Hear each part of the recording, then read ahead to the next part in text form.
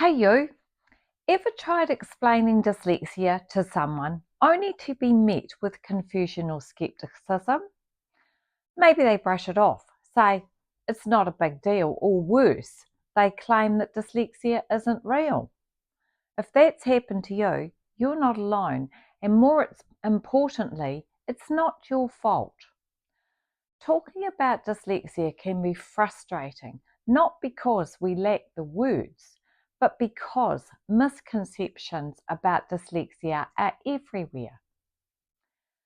When you are trying to explain something that affects your own life or the life of your child, it can feel personal, frustrating, and even heartbreaking.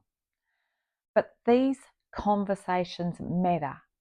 When people truly understand dyslexia, everything changes.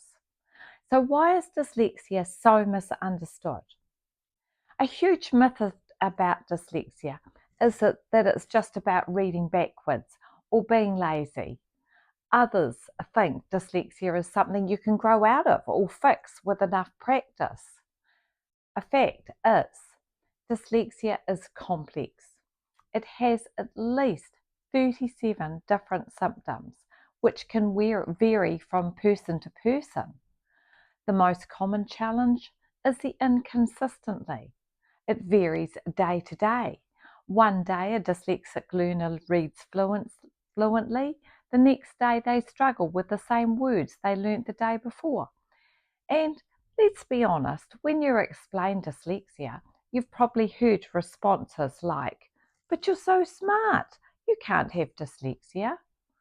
Ah, you just need to read more. Practice makes perfect. I've never struggled with reading, so why do you? Oh, everyone has trouble reading sometimes. So these comments aren't meant to be hurtful, but they dismiss the real challenges a dyslexic individual faces daily. And if you've ever been on the receiving end, you can know how isolating it can feel. How do you explain dyslexia in a way that actually helps? Well, firstly, you need to start with empathy. Before correcting someone's assumptions, acknowledge their perspective.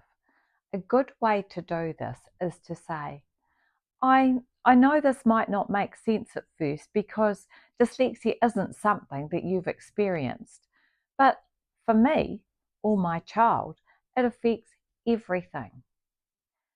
Saying something like this opens the door to a real conversation instead of an argument. Secondly, share real experiences. Facts are great, but stories change minds. Imagine a child who dreads reading aloud in class, not because they're lazy, but because their brain is working twice as hard just to make sense of the words. I once knew a student who practiced an entire chapter for a round robin reading session in the class. However, when her classmate was absent, she was asked to read a different section. She, of course, was mortified. The words didn't make sense, she froze, and instead of having understanding from her classmates, they assumed that she was being silly, stubborn, or not trying hard enough, a total misunderstanding. This is why dyslexia awareness is so important. Number 3, use analogies to make it click. So people understand things better when they can relate. So try this analogy. Imagine trying to read in a foreign language where the letters keep moving and changing shape. That's what reading can feel like for many people that have dyslexia. Or reading something but having no idea what it was you've just read. A simple explanation like this can shift someone's perspective instantly. The fourth thing is highlight the strengths, not just the struggles. So One of the biggest myths about dyslexia, that it's a weakness. So a fact is, dyslexia isn't a learning disability, it's a learning difference. Some of the most brilliant minds in history were dyslexic.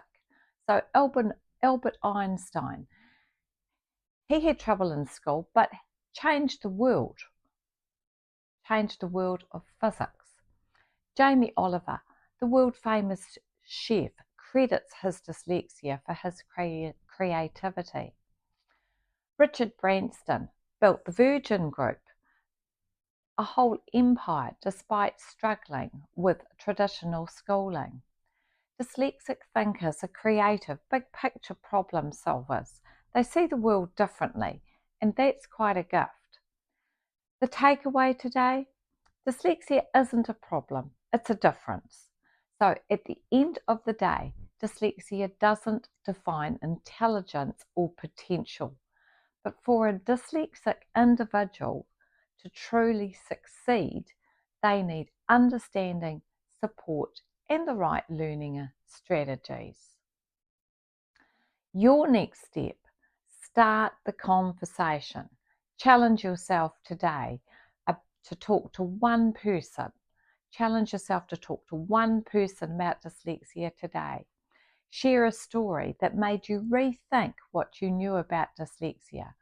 Spread awareness by sharing this video or the information from this video. Because the more we talk about dyslexia, the more we break down the misconceptions. If this video today resonated with you, don't forget to like it, share and comment. Help people understand more about dyslexia. And don't forget to follow me for more insights on dyslexia and other learning difference. Please reach out if you need support. I'm here to help you.